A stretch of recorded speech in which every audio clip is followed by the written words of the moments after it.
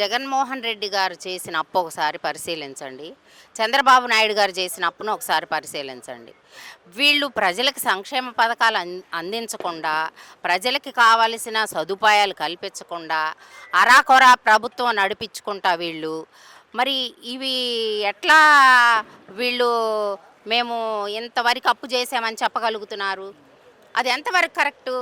అంటే మీరు వాడుకుంటున్నారు. మీరు ఎటు వెళ్ళినా దిగితే కాలు ఎక్కితే ఫ్లైట్, కాలు దిగితే ఫ్లైట్. మరి ఆ రోజు జగన్మోహన్ రెడ్డి గారు ప్రశ్నించినప్పుడు ఈ ఫ్లైట్లు కనపడలేదా?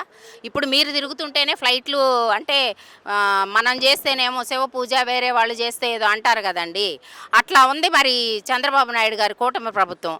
వాళ్ళకి సాగుతుందని సాగించుకుంటున్నారు.